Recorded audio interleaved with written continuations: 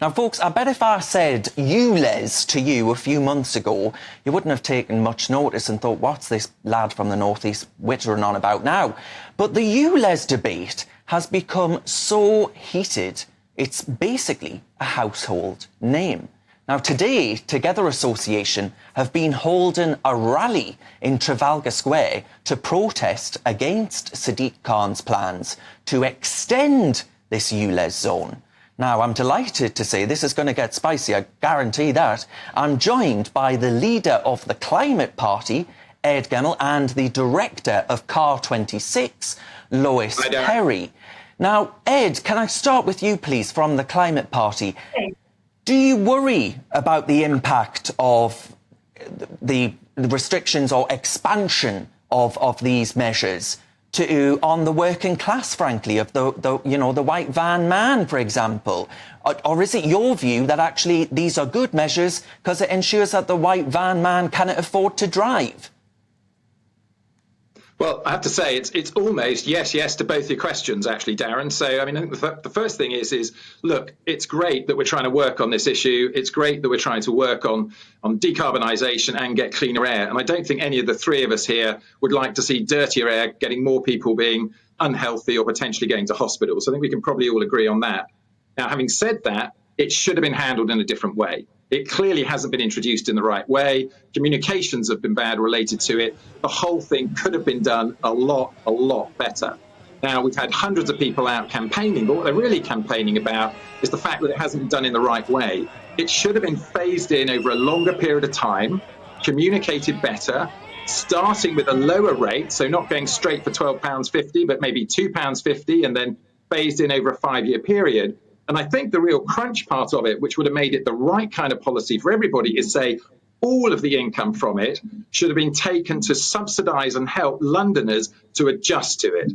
So put that money into looking after the people that don't have enough money, the working classes, those in more difficult circumstances, and to white van man, help him get his retrofit done, but put all of that money into it. Don't try and take it into London's coffers. But Ed, yeah, I mean, a yes or no answer. Is it the case that actually you would prefer to just get people out of using their cars, etc.? Well, I mean, I think the idea of getting people into doing something in a much more sustainable way that we can keep doing for a long time is clearly the right thing to do. And all of us would like people to be healthier, after all. None of us are against that.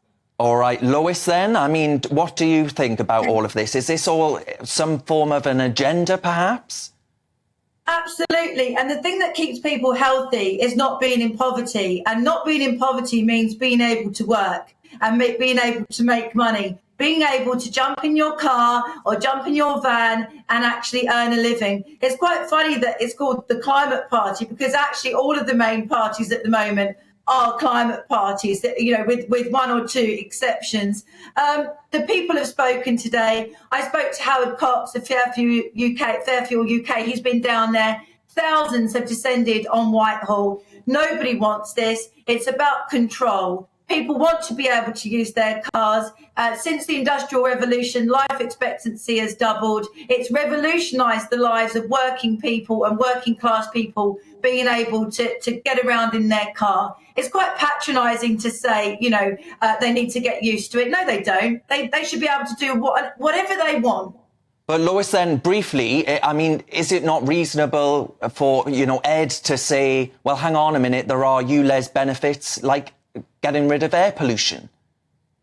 But air pollution is at its lowest point that it's ever been. I mean, there was a bit of controversy recently about the thousands of deaths that allegedly have happened due to air pollution. When you actually look at the statistics, there was a freedom of information, and it said that in the last, I think it's 20 years, there's been one death with direct causation of air pollution on the death certificate. It's a bit of a scam, Darren. There is an agenda. It's all about getting us out of our cars, at home, in front of our screens, with our 15-minute cities, eating insects. It's disgusting. This is the libertarian issue, 100%. Ed, what do you say to that then? Because, I mean, many people were saying, oh, happy days, the judicial review is going to happen. ULEZ might be scrapped. What do you say to that? Well, I have to say, just to start off with, actually, I mean, I think this idea of a scam, I mean, look, let's make it not a scam. Let's make sure all the money of it goes back to Londoners to help them and to help them adjust to the scheme. The first thing is let's not see it. Let's not see it as a scam that's trying to make money. Let's get Sadiq Khan to do the right thing. Let's encourage him. I mean, the court. Sadiq Khan doing the right thing. He completely discounted. All right, just one second. I'm sure I'll come to you in a second. Sorry. The court case has been brought as well by the 4 London boroughs and by Surrey. I mean, I think that could have been solved by those London boroughs getting together with Sadiq Khan and actually organising to get the right thing done and put it in the right way. Now, why they didn't do that, and I don't know who's to blame. I'm certainly not defending Sadiq Khan on this or anything else. That's not why I'm here.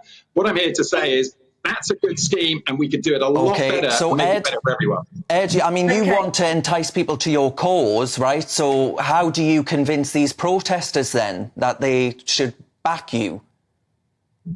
Well, I think the reason for backing the Climate Party is because everybody wants to see an end to the cost of living crisis and energy security. And currently coming down the track on us at the moment is an entire world that's going to go to net zero. 150 countries who've set targets to go there. It's the biggest commercial opportunity on the planet.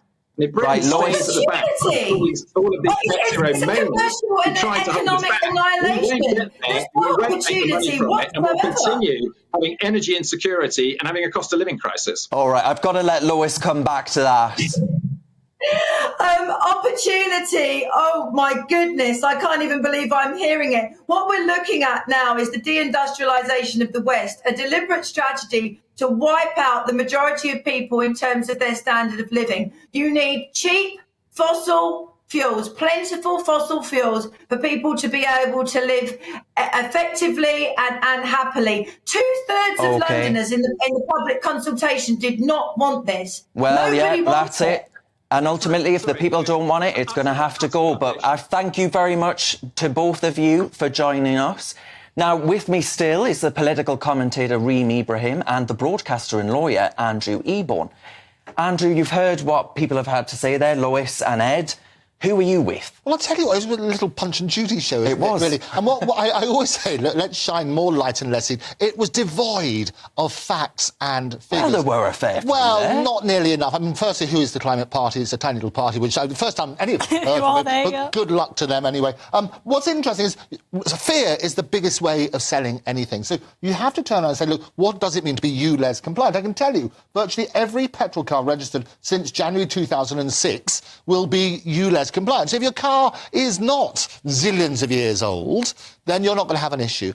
What you need to look at, in not just the economic debate, you need to turn around and say, look, what's the impact going to be on people coming in to the theatres, to the restaurants and so on and so forth, and to the shops? Yeah. And it's a massive thing on that basis. We need to have far more facts and figures to make informed decisions. Well, I mean, there was in the press today, there's a French man who's got quite the shock when he received a bill through the post. But, Reem, I know in my part in Newcastle, there are people saying, because we have a clean air zone as well. It's not just London, this is actually an agenda, in my view, that's going around the country. And I don't think it's one that puts working people first, and that's my concern with it. Yeah, you're absolutely right. I mean, Ulez is nothing more than a tax on the poor and the vulnerable. I mean, it really is. Those cars that are majoritively going to be working class owned are not compliant. My family car is not Ulez compliant. We have to pay the £12.50 every time we go into central London. And now, because I live in one of those London boroughs, I live in Hillingdon actually, that is now going to be under this Ulez charge, which essentially means that when my mum has to do the school run, she has to pay the £12.50 anyway. So we'll either have to be forced to pay for a new car, and this is something that's happening time and time again. Mums on their school run, the man in the white van going to work, this is who it's hurting, not those that are wealthy. In a word then, to the pair of you, do you think this is an agenda to get us out of our cars, to stop us using cars? I think it's an agenda to raise money for TfL, because Sadiq Khan has spunked all the money. Well, yeah, and control. Andrew? I think without a doubt there's a way of pushing a hidden agenda, and I think you need to, let's get the facts on both on what's happening about the climate and also the facts on who's actually affected. Okie doke, we'll leave it there. Thank you to the pair of you.